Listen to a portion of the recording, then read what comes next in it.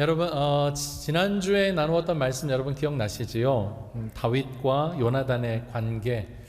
여러분, 이것을 온전한 관점으로 바라보지 못하면 그냥 세상 사람들이 말하는 우정이나 신의로 그 메시지가 끝나버릴 수 있지만, 하나님의 구속 역사의 관점으로 볼 때에 어쩌면 그 경계선상에서 세상과 약속 사이에서 이러지도 못하고 저러지도 못하는 그 요나단의 안타까운 모습이 어쩌면 우리의 그 연약한 부분이 그의 요나단의 삶을 통하여 좀 투영이 되고 투사가 되는 것은 아닌가 함께 나누어 보았어요. 결정적인 순간 가운데에 그 언약 백성으로서의 결정을 하지 못한 그의 삶, 그리고 평생으로 그들을 지켜줄 수 있을 것만 같았던 그 칼, 그 자기의 요새, 그러나 결국에는 그 칼에 엎드려질 수밖에 없는, 자기가 믿고 의지하였던 그 인생의 전부라고 생각했던 그 칼에 엎드려질 수밖에 없었던 사울과 요나단의 그 쓸쓸한 말로를 살펴볼 때에 오늘 우리의 속에는 신앙의 본질이 무엇인가, 하나님 앞에 나의 삶이 온전하게 순종으로 헌신으로 부어질 수 있기를 마음으로 결단하는 그런 시간의 은혜를 나누었습니다. 여러분, 오늘 이제는 다윗이 온 이스라엘 가운데 명실상부한 왕으로 하나님이 세우시는 역할, 그 시간들을 함께 나누어 보도록 하겠습니다. 여러분, 다윗은요 인생의 가운데 3번의 기름 부음을 받았습니다. 많은 사람들이 세례와 동일하게 생각하여 이 기름 부으심이 한 번밖에 없었다라고 통상 생각하기 쉬운데, 여러분, 다윗은 그의 평생의 인생 가운데 3번의 기름 부음을 얻었어요. 첫 번째는 우리가 잘 알고 있습니다. 언제이지요? 그가 목자였을 때, 목동이었을 때 사무엘이 이새의 집에 방문하였어요. 하나님은요 중심을 보십니다. 사람은 외모를 보지만, 여러분, 외모로 본다면 다윗보다 그의 형제들이 훨씬 더 출중하고 뛰어났을지 몰라요. 그런데 오늘 사무엘의 마음에는요 그 형들의 모습을 볼 때에 마음이 동하지가 않았어요. 한참을 기다리다가 그 막내가 그 얼마나 먼지를 뒤집어 쓰고 이리저리 다니며 소위 말해 꼬질꼬질한 모습으로 사무엘 앞에 섰겠습니까? 그러나 중심을 보시는 하나님은 사무엘의 마음에 감동을 주시사 그에게 기름을 붓게 하셨어요. 두 번째는요, 그가 유다의 계보의 사람들, 그와 함께 여러 희노애락을 함께 보내었던 이 고락간에 같이 했던 사람들에게 왕으로 추대될 때에 헤브론 땅 가운데에서 기름 부음을 받았습니다. 그리고 마지막으로는 오늘 우리가 살펴볼 이제 온 이스라엘 가운데 통합된 왕의 모습으로 이제 당당하게 온 이스라엘 나라의 왕이 되어질 때에 또한 기름 부음을 얻게 되었습니다. 오늘 그런 여정 속에서 오늘 본문이 우리에게 무엇을 말하는지 1절의 말씀을 함께 보겠습니다. 이스라엘 모든 지파가 헤브론에 이르러 다윗에게 나와 이르되 보소서 우리는 왕의 한 고륙이니이다. 여러분, 이 말은 지금 누가 한 것이냐면 사울 왕가에 있는 장로들이 한 이야기예요. 사울이 죽고 난 다음에 나라는요 혼란 가운데 빠지게 되었습니다. 이 정치적인 지도자가 없어질 때에는요 이 군사적인 힘을 가진 사람들이 이 역량을 발휘하기 마련인데요, 오늘 사울 왕가에 있어서는요 아브넬이라는 군대 장관이 사울 왕의 자녀였던 이스보셋을 왕으로 세워 또한 하나의 나라를 구축하고 있었습니다. 그런데 이제 사울이 죽고 난 다음에 이 다윗과 함께하는 요압 장군, 군대 장관은요 이 다윗을 왕으로 추대하여 이제 다윗을 중심으로 한 나라를 구축하기 시작했죠. 그러니까 이때는요 나라 가운데에 서로가 왕이라고 말하며 인정되는 두 왕이 아주 불균형을 이루는 가운데 있었어요. 그런데 그 균형이 어떻게 깨지는가 하면 이 사울 왕을 세우기 위해 1등 공신이었던 군대 대장 아브넬이요 마음에 회심을 한 거예요.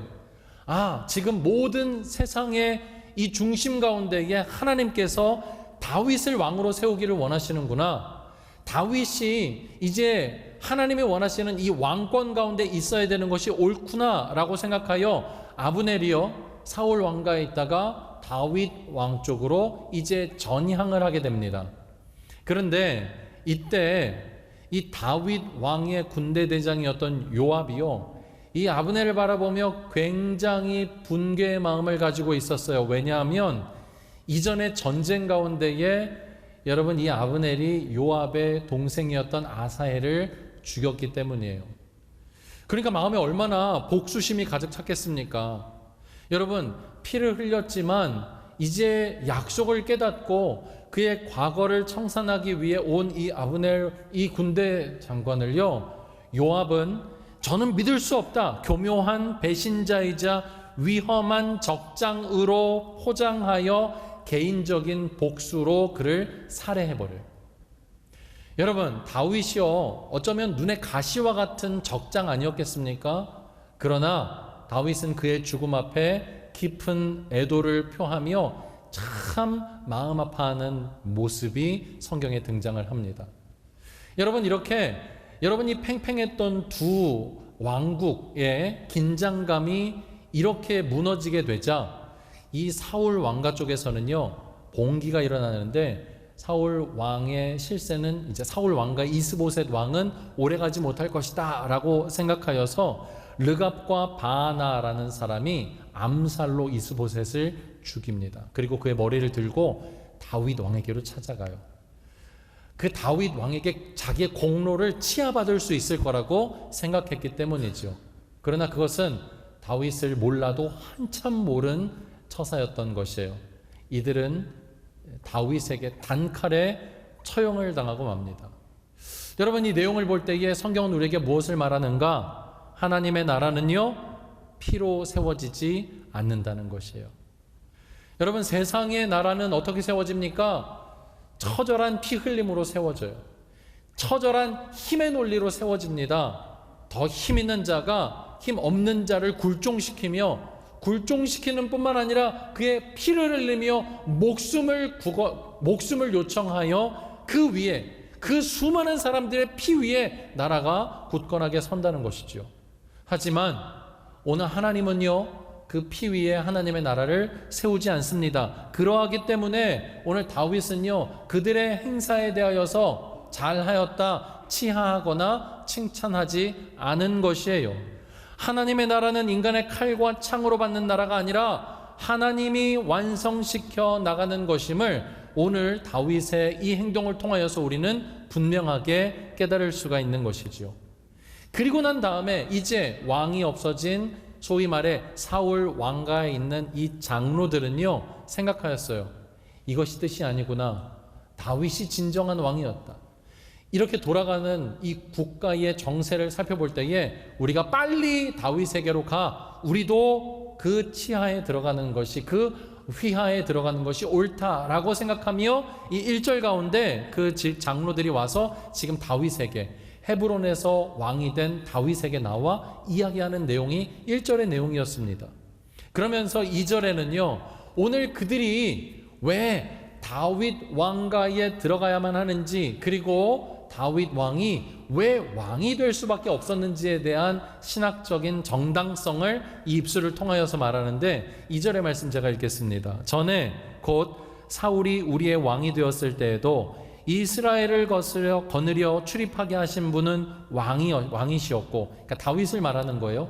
사울이 왕으로 있었을 때에도 실제적인 권세자는 다윗이었습니다. 이렇게 지금 말하는 거죠. 여호와께서도 왕에게 말씀하시기를 내가 내 백성 이스라엘의 목자가 되며 내가 이스라엘의 주권자가 되리라 하셨나이다 하니라. 사울을 왕으로 모셨던 그 장로들이요 이제 깨달은 거예요. 뭘 깨달았습니까? 하나님이 다윗을 이스라엘의 목자가 되게 하며 이스라엘의 주권자가 되게 하겠다라는 것을 깨달았어요. 그리고 당신이 진정한 왕이십니다라는 신학적인 정당성을 지금 말하고 있는 것이죠. 재미있는 표현이 등장합니다. 여러분 무엇이 먼저 나옵니까? 지배자, 주권자라는 단어가 먼저 나옵니까? 아니면 목자라는 단어가 먼저 나옵니까? 목자가 먼저 나오고 있다는 것이에요. 여러분 이것은 꽤 많은 의미를 담고 있는 내용인데요. 이 장로들의 입을 통하여서 다윗이여, 당신은 그 어린 시절 목자였을 때의 기름 부음 받은 자였습니다.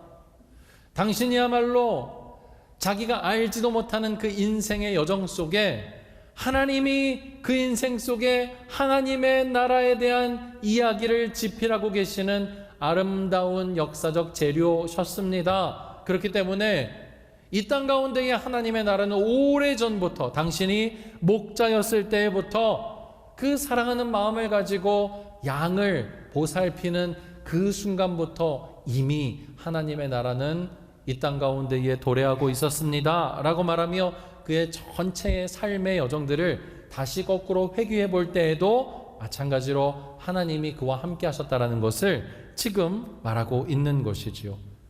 사랑하는 여러분, 우리도 알지 못하는 사이 가운데에 하나님은 하나님의 일을 지금도 완전하게 이루어 가시는 줄로 믿습니다.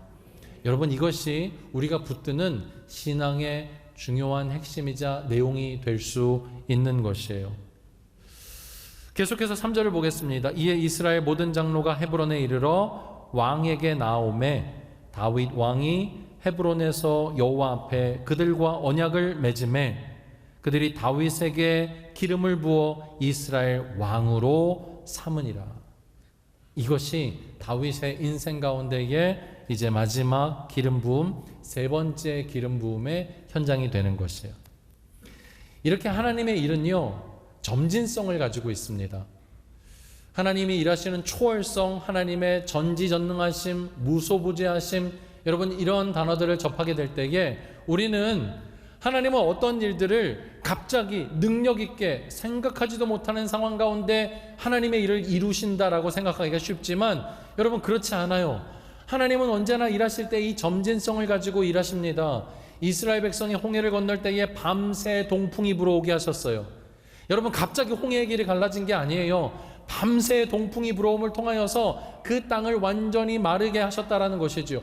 우리가 알지 못하는 사이 가운데에서도 하나님은 여전히 하나님의 일을 우리의 인생에 이루고 계시는 분이십니다. 여러분, 그러한 가운데에 다윗의 모습을 살펴보면 오히려 고요합니다.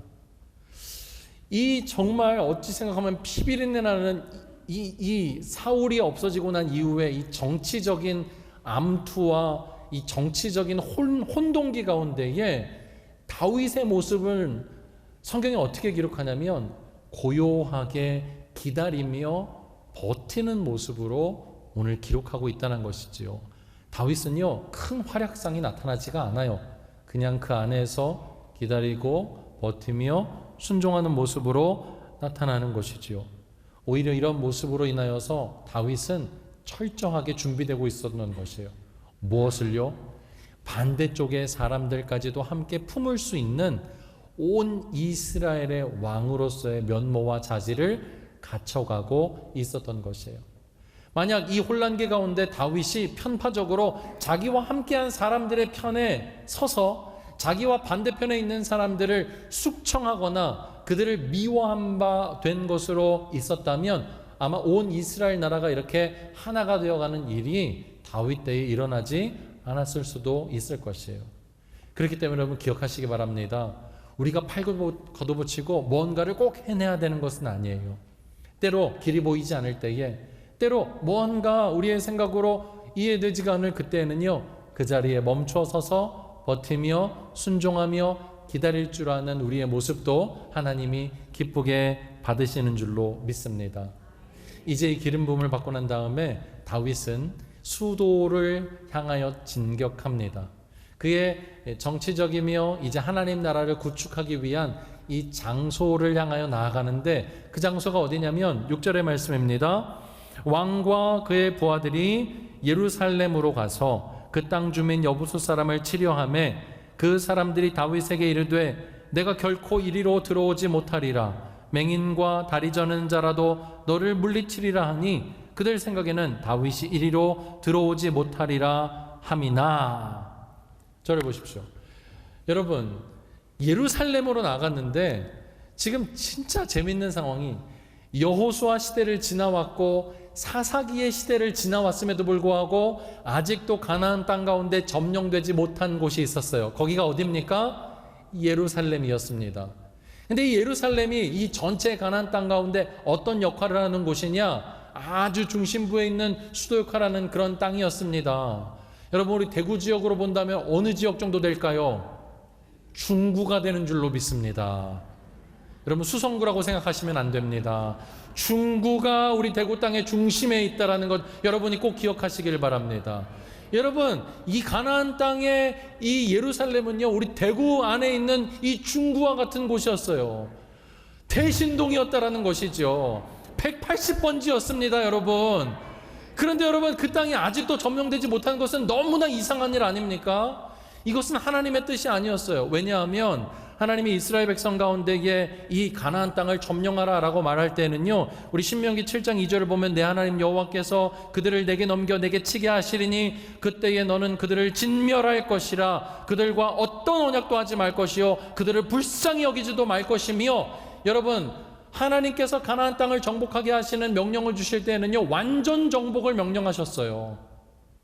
어려운 땅이라고 어려운 땅이니 두지 말고 전쟁을 하다가 죽을 것 같으니 두어라, 이렇게 말씀하시지 않았다는 것이죠. 완전 정복을 명령하셨습니다. 그러니 여러분, 아직까지 예루살렘이 점령되지 못하며 여부스 족속이 있다라는 것은요, 이 백성들 가운데의 반쪽짜리 순종이었지요. 여러분, 이들은 지금 타협한 거예요. 왜요? 예루살렘이라는 지형 자체가 천혜의 요새였기 때문입니다. 점령하기가 쉬운 땅이 아니었어요. 얼마나 점령하기가 어려웠으면 이 여부스 족속이 지금 그 위에서 아래를 내다보며 다윗에게 뭐라고 말하는 거예요? 야, 네가 지금 우리를 점령하러 오느냐? 우리 땅에 있는 맹인과 다리 저는 자라도 너를 능히 막을 것이다. 장수까지도 필요 없다. 우리 땅에 있는 맹인과 다리 저는 자도 너를 능히 막을 수 있을 정도로 우리는 지금 뭐 한 거예요? 견고하다, 완전하다 라고 지금 자기들이 쌓은 그 손에 그 견고함을 의지하고 있는 것이에요. 여러분, 슬슬 어떤 때가 생각이 나지 않습니까? 오버랩 되지 않아요? 자기의 칼을 의지하며 자기의 그 세웠던 구조를 의지하였던 사울 왕가의 모습이 여러분 생각나지 않습니까? 겹치지 않습니까? 이렇게 가장 높아진 인간의 그 자고한 마음이 무엇으로 무너지냐면, 이 예루살렘은요, 이 워낙 고지대에 있다 보니까 물이 거기까지 들지를 못해요. 그래서 예루살렘 사는 사람들은요, 저 밑에 쪽 가운데 기혼샘이라는 곳에서 물을 길어가지고 그의 삶에 물을 공급하였습니다. 다윗이 여러분 기도하는 가운데에 뭐 성경에서 기도했다라는 말은 없지만 하나님이 지혜를 주신 줄로 압니다. 가장 높아진 인간의 그 성은요, 가장 낮고 연약해 보이는 그 자리 가운데에 틈이 생겨 무너지게 되는 것입니다. 이것이 하나님의 방법이에요. 여러분, 오늘 그 성은 가장 낮고 가장 연약한 그 순간을 통하여 점령되고 말았습니다. 여러분, 이것이 하나님의 방법이에요. 때로는 여러분, 여러분, 이 예루살렘을 정복하지 못한 것은 불순종의 결과예요. 우리가 잘못 선택한 거라는 것이지요. 그런데 오늘 그런 우리의 불순종과 연약함과 잘못된 선택 아래에서도 하나님은요, 다윗이 그 땅을 차지함을 통하여 이제 온 이스라엘 백성들이 뭐라고 생각했을까요? 그 예루살렘 성을 바라보며 늘 숙제처럼 생각했을 것이에요. 하나님의 약속, 완전 진멸이라는 것을 다 알고 있었지만 무서워서 갈 수가 없었어요. 두려워서 갈 수가 없었습니다. 그러한 땅이 예루살렘 그 성이었는데 그 땅을 지금 누가 점령하고 있습니까? 다윗이 점령하였어요. 사람들의 마음이 어떻게 녹았을까요? 하나님은요, 이 일을 계획하고 계셨던 거예요. 오늘 하나님이 다윗을 그렇게 세우고 계십니다.